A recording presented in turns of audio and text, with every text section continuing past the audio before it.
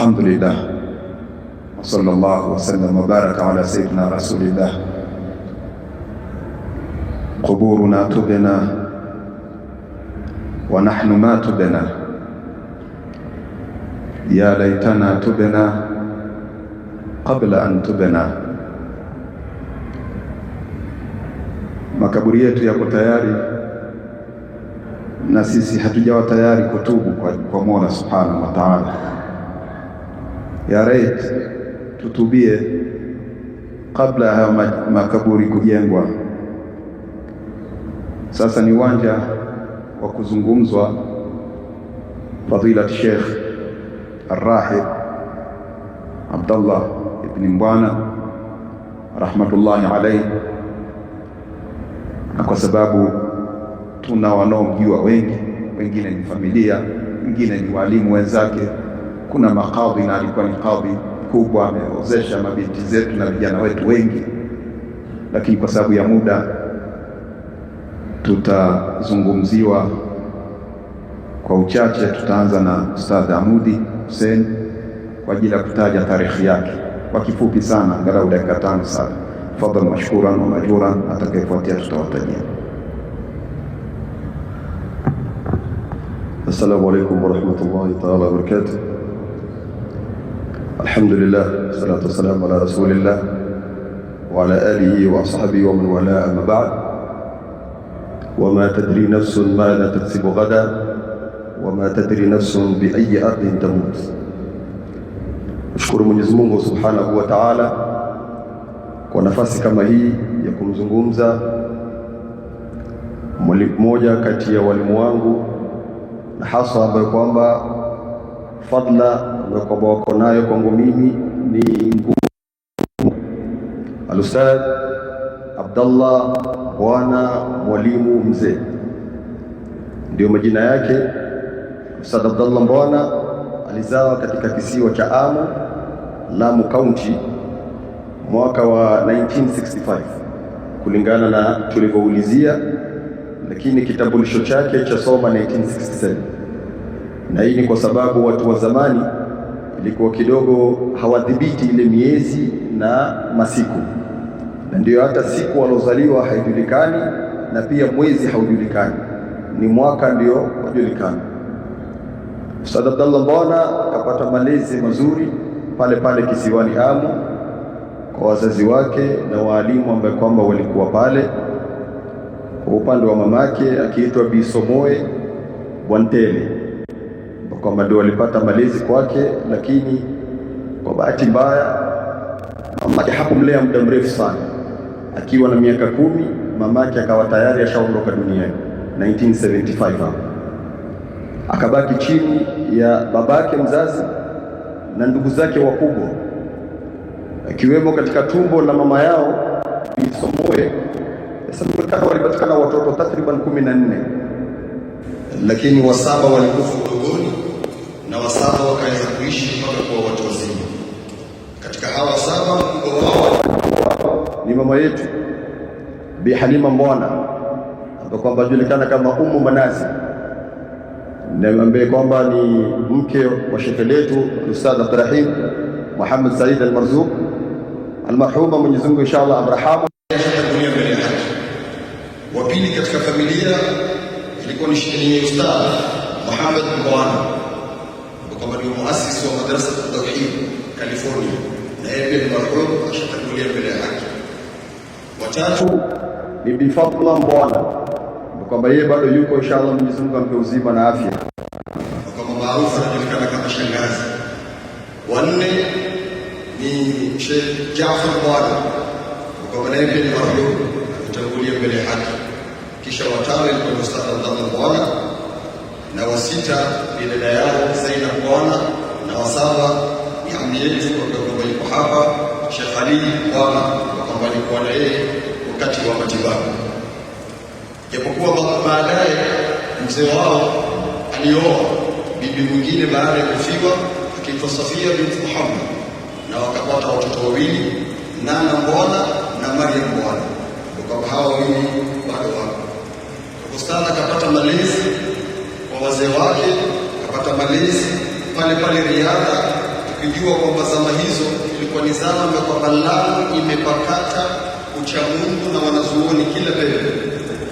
Ilipofika miaka ya ustadhi kuingia madrasa, akapelekwa madrasa katika Ribat ya Riyadh, ndio kwamba ilikuwa kuna sehemu ya kusomesha Qur'an. Akapelekwa pamoja katika walimu wakiwa pale, akiitwa mwalimu Abubakar Muhammad Abdurrahman almaarufu Mwalimu Bakari. Hapa ndio ustadhi alisoma Qur'an mpaka zikasomeka, na katika kaida za watu wa Riyadh zama hizo, na nadhani mpaka sasa, ilikuwa mtu aanze taalimu mpaka kwanza uhitimu Qur'an. Kwa hivyo ustadhi akasoma mpaka alipohitimu Qur'an, sasa ndio kaingia katika dori ya kusoma taalimu katika Mahad al-Thaqafa al-Islamia ambapo iko hapo Riyadh. Katika wale ambao walianza kumsomesha ni mmoja katika walimu wa hapa Nairobi, Sheikh Abdurrahman Dololo. Sheikh Abdurrahman Dololo ustadhi amepitia kwake. Huyu alikuwa ni mwanafunzi pale Riyadh na akamaliza, na katika mipango ya Riyadh mpaka sasa ni kwamba ukimaliza lazima ubakie kusomesha. Sheikh Abdurrahman alimaliza madrasa 1978, lakini akabakishwa 1979 na 1980. Katika muda alibakishwa miaka miwili, ikawa ustadhi amepata kutabaru baadhi ya vitu kwake yeye, na hili ustadhi aliwaimitaja tukiwa madrasa. Kisha katika mashaikh wanaosomesha pale ni mmoja katika mashaikh akiitwa Ustadh Adam, kwa kwamba ni mtu kutoka pande za Tana River, sehemu za Chama kama sijakosea. Kisha wakati huu kuna Asili Muhsin bin Ali Jamalillayl, pia alipita katika mikono yake. Kuna Sheikh Bahsan Jamalillayl, pia alipita katika mikono yake. Kuna Sharif Muhammad Nur, kama mwisho wake alikuja kuishi Malindi. Nakumbuka hata katika awali za Istiqama aliwahi kualikwa kama mgeni mheshimiwa. Na pia kuna Sayyid Amidi ambaye kwa wakati ambapo ustadhi akisoma pale Riyadh alikuwa yeye ni mudiri wa Riyadh. Kwa hiyo ustadhi pia akapata kutabaruku pale kwake. Ustadhi alipomaliza dori ya kusoma, ikafika sasa ni wakati ambao kwamba aanza kutrainiwa kuwa mwalimu. Riyadh ilikuwa ukimaliza kusoma pale, kabla ya kupatiwa shahada ya thalabia, ilikuwa unatumwa sehemu ukasomesha. Moja kati ya sehemu tatu: ima utabakishwa Riyadh kuwa mwalimu pale msaidizi, ama utatumwa visiwani kwenda kusomesha kiasi ya mwaka mmoja, kisha urudi uchukue shahada yake, hapo utatumwa Tanzania. Ustadhi akawa ni katika wale waliobahatika kubakishwa pale Riyadh, akawa ni mwalimu anasomesha pale Riyadh. Na katika kipindi hicho ambapo alibakia Riyadh, ndio akaweza kutoa wanafunzi wake wa awamu ya kwanza, wale tuliowasikia Sayyid Izzuddin, Sheikh Muhammad Sheikh ambapo amekaa kule mwisho. Kuna Sayyid Aidarus Jamalillayl, Bahsan Jamalillayl ambapo ni katika walimu wa Riyadh. Kuna Sheikh Abubakar Shehud kama yuko katika makazi ya Kiswahili. Kuna Dr. Badawi ambapo yuko hapa na wengineo wengi, lakini hawa ni katika ile tunasema top cream, wale wa juu kabisa ambao ustadhi aliwatoa wakati bado ni mkufunzi, asaidia kusomesha pale. Kisha katika mwaka wa 1982 ustadhi akapata safari ya leo. Hakuja ni mwalimu, alikuja kumtembelea ndugu yake Ustadh Muhammad Bwana. Hapo akakaa kidogo, kisha akarudi zake. Baadhi ya walimu wake tunaongea nao wasema ile 1982 akija alikuwa amepata likizo ya kumaliza mutawassit, ndio akaja huku akapumzika kidogo, kisha akarudi kuingia thanawi na kumaliza masomo yake. Kwa hivyo alipokuja akakaa kidogo, lakini akawa ashayaona matatizo ambayo kwamba yako Nairobi, hasa upande wa madaris ya Nairobi. Aliporudi yeye akamaliza thanawia, akafundisha, kisha ndio akaja tena huku. Kama sijakosea, bado utafiti tunaendelea nao mwaka wa 1986 ndio sasa alikuja Nairobi, amekuja kama mwalimu rasmi sasa. Na alipokuja katika sehemu ya kwanza ambapo alipelekwa kufundisha ni madrasa al-Islamia ambayo kwamba iko Parsi Isili section 1, na akawa pia anasaidia katika msikiti kwa hapo ni Masjid Jami ambapo Masjid Jami Masjid Jami kule Parsi Isili, na pale alikaa takriban miaka 4 mpaka miaka 5, na mwenyewe aliwahi kuambia kwamba alikuwa kilipo 2000 na yule chairman wakati akiwa Afzal Bati tumuongezea mwenyewe 2,000 kutoka kwa mfuko wake. Kwa hivyo kwa mwezi akipata 4,000. Hapa ndio Ustadh Abdallah Mbwana ameanza maisha mpaka kupanda kufika mahali alipo. Baada ya hapo katika mwaka wa early 90s, baadhi wanasema 1990, wengine 1991, wengine 1992. Kuna ikhtilafu ya wanazuoni. 1990s Ustadh akatoka madarasa ya Islamia kwa sababu alikuwa za kimaisha, ndio mwanzo wa kufungua madarasa yake, madarasa ya Istiqama al-Islamia, kwamba ilifunguliwa pale Garissa Lodge, lakini haikukaa sana, takriban kama mwaka labda, akahama akaenda Wood Street. Madarasa ya Wood Street ikakaa takriban miaka 6, 7, 8, kisha pale kukabomolewa, akahama pale na kumshukuru Sheikh Hussein Al-Hamid. Sheikh Hussein ambaye tunamjua akampa Ustadh nafasi katika ploti yake ambapo iko ICD. Ustadh akajenga madarasa ndani ya ploti ya Sheikh Hussein. Kisha baada ya hapo katika kichochoro ambapo iko hapo Ustadh akapewa nafasi na aliyekuwa meya wa Nairobi Joe Akech, akampa nafasi. Istiqama ikajengwa pale ilipo sasa hivi, majumba matatu ya darasa 3, na kuna na msalla ambapo Ustadh amejenga na mpaka leo zaendelea. Kipindi cha Istiqama tangu Garissa Lodge mpaka Wood Street mpaka kufika pale ilipo Istiqama sasa hivi, Ustadh waweza kusema hakuna kijana wa California, wa Majengo, wa ICD na Pangani ambaye kwamba hakupita katika mikono hiyo sana. Kwa ufupi, alikuwa ndio role model, alikuwa ndio seleb wa pande za ICD. Ustadh alipoweza kutembea naye kwa mwacha, kila mmoja usalimie, kila mmoja ukimbilie, na hivi ndivyo alivyokuwa, hivi ndivyo alivyoishi. Kuna baadhi ya watu kusema kama yule mwenye kutunga kitabu cha cha aya hiyo msomo kwa Ustadh, kama vile kwa madaraka ya Ustadh Muhammad Abdallah na watoto wa Ustadh pia wasoma kwake. Tumbo la pili na Ustadh ana watoto kwa matumbo matatu. Tumbo la kwanza ana mtoto mmoja pekee yake, binti. Tumbo la pili ana watoto 4, kwa hawa ndio wanasoma Istiqama. Kisha kuna tumbo la mwisho ambapo ni vijana 3, Salih, Hafiz, Asad. Hawa wajapata Ustadh kwa uzuri, lakini inshallah ile kazi ya Ustadh Mwenyezi Mungu atatilia baraka inshallah. Kwa hiyo na watoto wake pia wanasoma pale. Katika wanafunzi wanasoma pale pia ni Ustadh Faisal Muhammad almaarufu akijulikana kama Chotea, ambaye kwa sasa hivi yuko Amerika na anaendelea na dawa kule Amerika. Katika jumla ya wanafunzi ambao walipita pale pia ni mimi, kama nimesoma kwa Ustadh miaka ya kusoma takriban miaka 4 mpaka miaka 3 mpaka miaka 4, na Ustadh ndio anonifadhili mimi kwenda Mambrui kusoma, na Ustadh ndio alikuwa akinilipia mimi fees nikiwa Mambrui, na ndio alikuwa akinilipia fees nini fare ya kuja likizo na kurudi.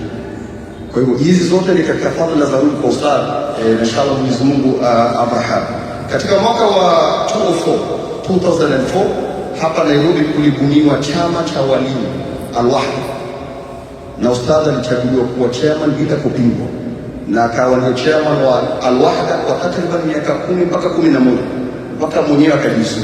Maana kila akisema staki utakaa, utaki usitaki utakuwa wewe ndio chairman, mpaka mwenyewe akajizuru, ndio wakashika wengine.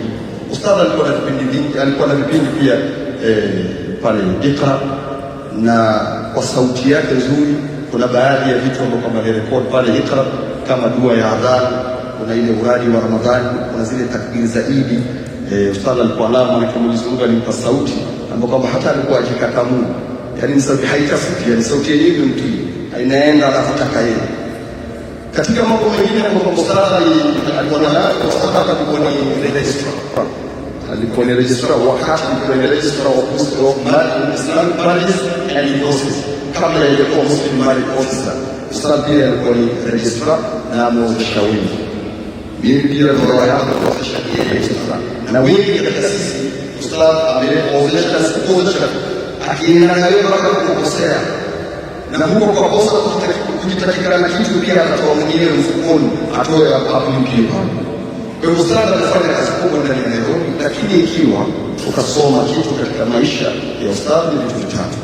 Kwanza ni amani. Ustadh alikuwa na uaminifu wa hali ya juu, sisi tulivyomuona na tulivyomjua. masala ya pesa imani watu wengi, lakini utamuona Ustadh Abdallah Mbwana masala ya pesa, na hasa mwezi wa Ramadhani ukitokea pale kwa ustadh utafikiria kuna raha pale, watu wamepangana, mwenye kutaka pesa, mwenye kutaka reshe, mwenye kutaka nini, na ustadh atatoa mpaka penye mwisho. Kitu cha pili ni swala. Ustadh alikuwa swala yuko strict sana na swala. Mimi nakumbuka katika maisha na baadhi kama ujana, kuna baadhi ya mambo nilifanya nikakosea mahali, nikabidi ustadh aende akaniombea msamaha barabarani, gani katofikia, ustadh akatwambia, na nilishika mpaka leo, kwa swala kishatenda na kitu chochote cha fanywa baada ya swala itakuwa kheri. Ustadh alioso kishaile hapo, na alhamdulillah tukaswali barabarani na kueleza Fatiha hapo ya mwisho Mungu ya katika mambo kwa ustadh kwa Qur'an. Subhana al-Qudus, ustadh kwa Qur'an ni na ndio utamuona lakini nimempeleleza. Hakuna siku tumeona ustadh katika dua au tausia akapewa Qur'an zijuzu akasoma, zikitolewa kwa maisha ya Qur'an ili anaendelea na hizbu yake, kisha anarudia zile alizosoma kwa yule ambaye tumekuja katika tausia yake. Ustadh ataendelea hivi kwa sababu ya wakati. Inshallah mpaka hapa sisi tutakoma. Assalamu alaykum wa rahmatullahi. Salamu alaykum. Jazakallahu khair. Angalia vijana wetu wanafanya kazi kubwa pamoja na ufinyu wa time ya kusoma tarehe ya ustadhi, lakini ametupa kwa kifupi na sisi wote tumefaidika. Mwenyezi Mungu kujaza kheri. Tusisahau kuwa katika tarehe 19 alifariki Sheikh Rocket Tanzania. Vile vile tumkumbuke kwa sababu alikuwa ni ameshikamana na tarika, ameshikamana mpaka kule Maka akiitwa Majnun kwa sababu ya kuleta la ilaha illa Allah nyingi. Amehija takriban 50, uwezo kadhani hija 50, lakini vile vile maulidi kubwa ya Riyadha amehudhuria kwa kufululiza mara miaka 52. Kwa hivyo katika kikao kama hichi, kama nilipokumbushwa na Ustadh Nasir, vile vile tumkumbuke. Sasa kilichobaki tunaye samaha mufti wa Somalia Sheikh Abdul Barri, na yeye tutamweka mwishoni. Hata tukichelewa kuswali dakika 5, yeye atazungumza na Wasomali wenzake hapa, sababu wenyewe ndio tunajua wanapotupeleka maimamu hapa, hawataki kuchelewa hata dakika moja. Yeye mwenyewe atawaambia. Atakaribishwa na fadhila Sheikh Baadad Abubakar kwa dakika 5 kama wazee wa hapa, watu wa Nairobi wa muda mrefu waliomuishi Sheikh Abdallah, dakika 5, kisha atamkaribisha mufti kwa ajili ya kumalizia, na mwisho kabisa tutapata kalimatu shukr kutoka fadhila Sheikh Muhammad Mustafa.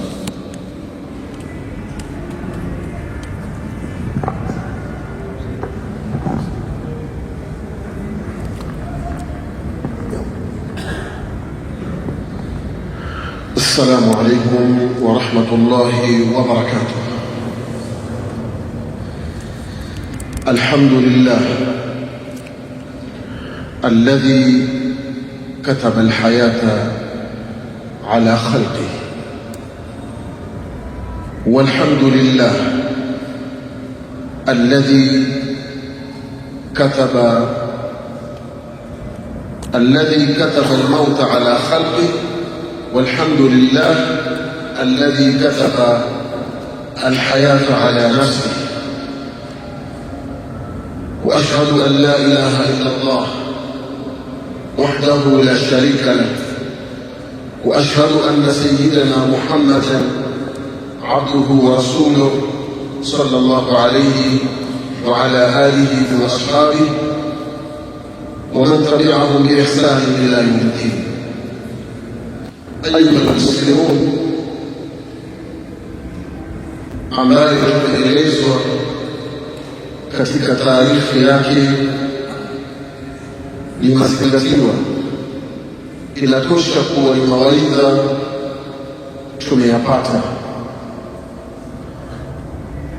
na ni ishara ya kuhuzunika kwa sababu ya kuondokewa, na ni ishara ya kwamba tunalia kwa sababu ya kuondokewa na ndiyo kibinadamu, al-ainu tadma wal-qalbu yahzan wala naqulu illa ma yurdi rabbana, moyo utahuzunika na jicho litalia, lakini aqidat al-Islam hatusemi illa lile ambalo Mwenyezi Mungu Subhanahu wa Ta'ala analiridhia.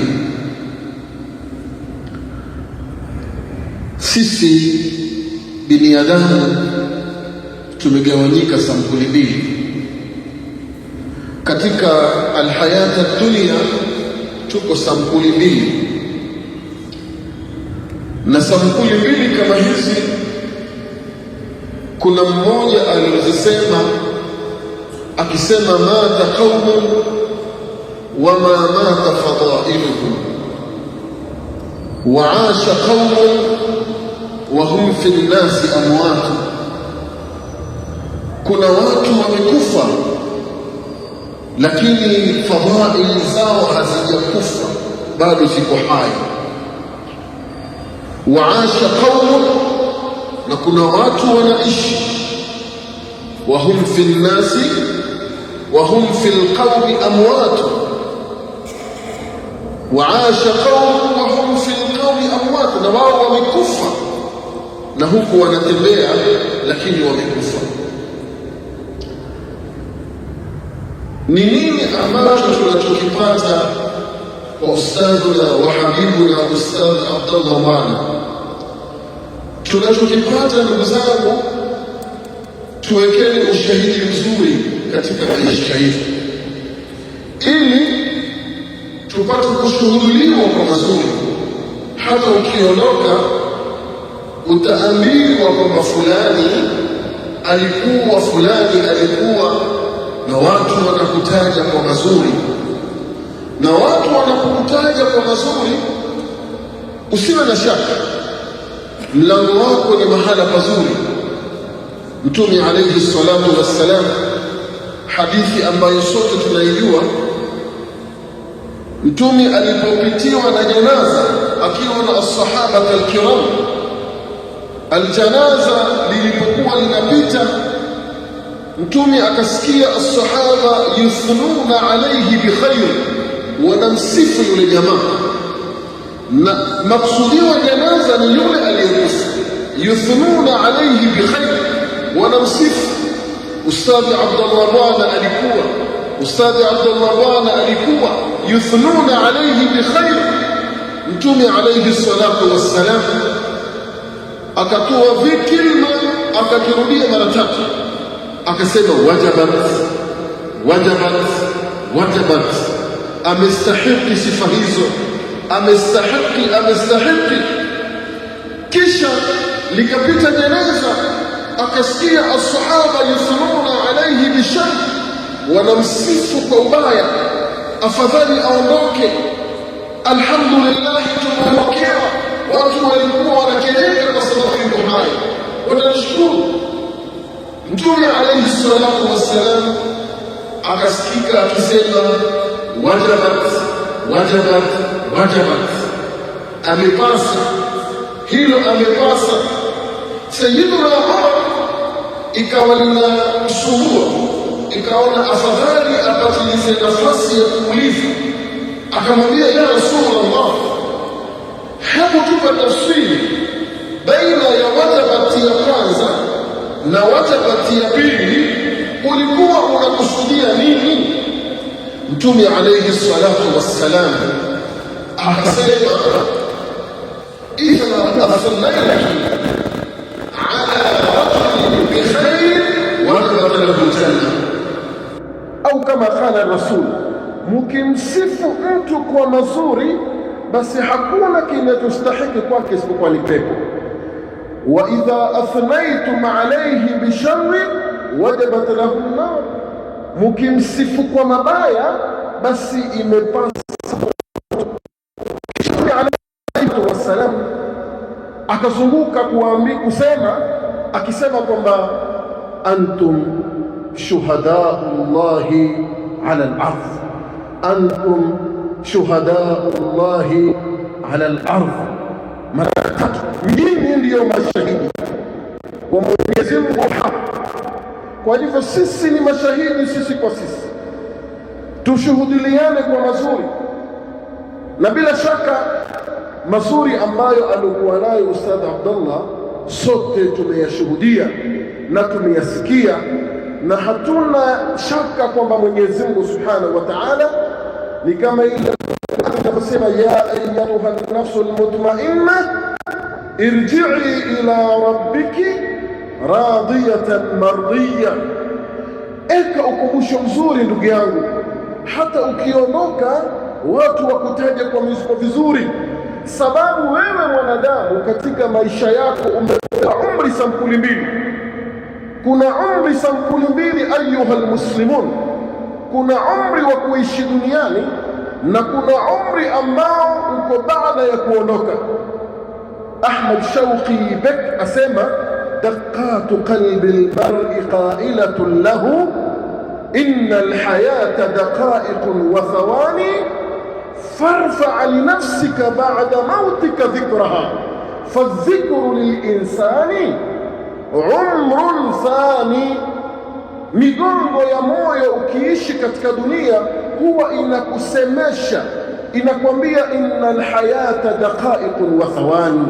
Jua wewe unatembea, maisha yako ni daqa'iq, ni sekunde, na kuna dakika na kuna khatawati zako zikimalizika, basi jana tulikuwa naye, tumekula naye, alhamdulillah, alikuwa vizuri, alitembea.